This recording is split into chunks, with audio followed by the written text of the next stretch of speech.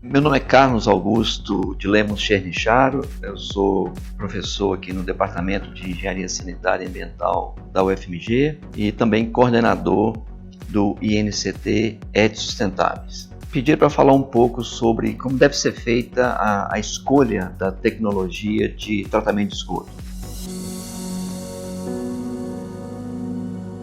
Bom, esse é um aspecto muito importante, em parte explica um pouco o panorama de tecnologia de tratamento de esgoto que a gente tem hoje no Brasil. Quando eu formei em engenharia, em 1977, era muito valorizada uma etapa que vinha antes do projeto, que chamava RTP, Relatório Técnico Preliminar, que tem muito a ver com o estudo de concepção. Então, a escolha da tecnologia de tratamento de esgoto deve ser feita exatamente com base nisso, em um estudo preliminar, um estudo de concepção que olhe para vários aspectos locais, né? Ou seja, específicos, porque esses aspectos locais específicos vão ajudar a gente a definir que alternativas são mais indicadas para aquele determinado local.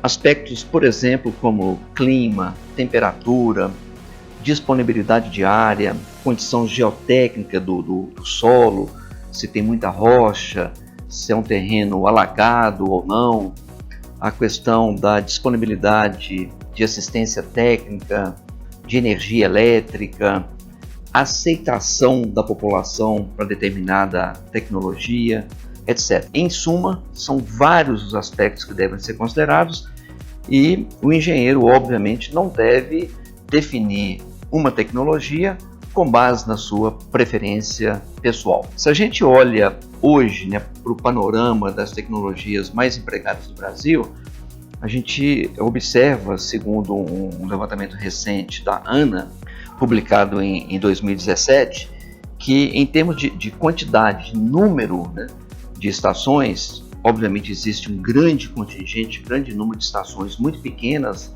porque a grande maioria dos municípios brasileiros é de pequeno porte, ou seja, tem menos de 10, 20 mil habitantes, então predominam sistemas naturais, principalmente lagoa de estabilização nas suas diferentes modalidades.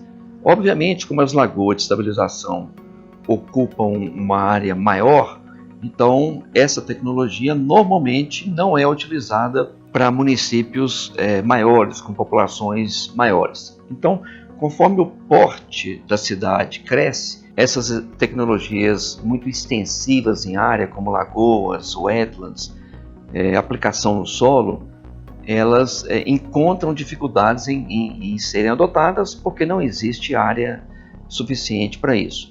E aí então entra um outro conjunto de tecnologias que são os sistemas compactos de tratamento de esgoto.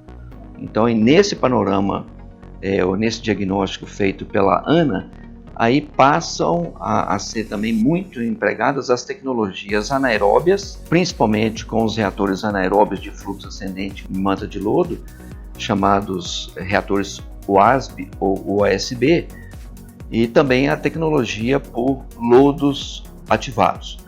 Então, com base no que a gente falou e nos números, né, levantados pela ANA, a gente verifica que os reatores WASB, então, encontram uma grande aplicabilidade, são empregados em grande quantidade no Brasil, e esse levantamento feito em 2017 indica um número próximo de mais de 900 reatores anaeróbios empregados nas diferentes estações de tratamento de esgoto no Brasil.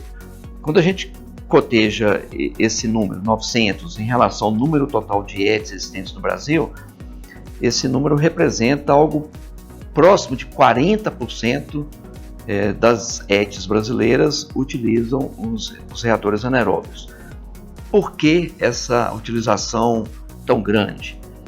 Exatamente porque nos estudos de alternativa que foram feitos anteriormente, verificaram que em boa parte das ETs, né, há tecnologias naturais com lagoas, não podiam ser empregadas. Possivelmente a maior limitação é que exigiam uma área não disponível nos locais cotejados para receber a ET. E, obviamente, porque dentre as tecnologias compactas de tratamento de esgoto, portanto aquelas que demandam áreas menores, os reatores anaeróbios eles têm uma série de vantagens, uma série de aspectos atrativos por conta da nossa condição climática bastante favorável. Então a gente tem em quase todo o Brasil, mesmo no inverno, mesmo nos meses mais frios, a temperatura do esgoto é favorável à aplicação do processo anaeróbio, porque essa temperatura do esgoto e do próprio reator possibilita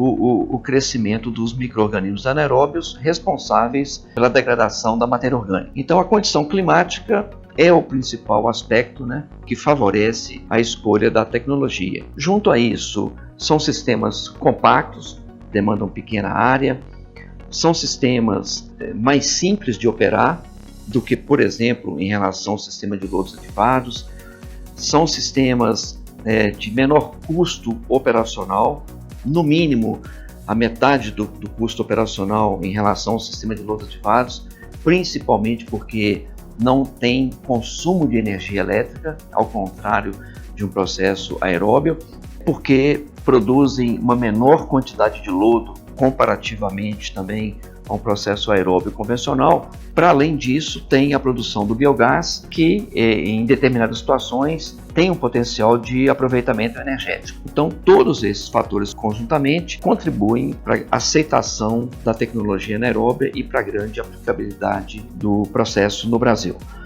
Bom, pessoal, esse foi o vídeo de hoje. E obviamente tem alguns assuntos aí que demandam uma leitura mais aprofundada, então eu convido vocês a acessarem o texto publicado no blog do NCT para se inteirarem mais acerca dos diferentes processos de tratamento de esgoto. E é isso, então até a próxima, tchau!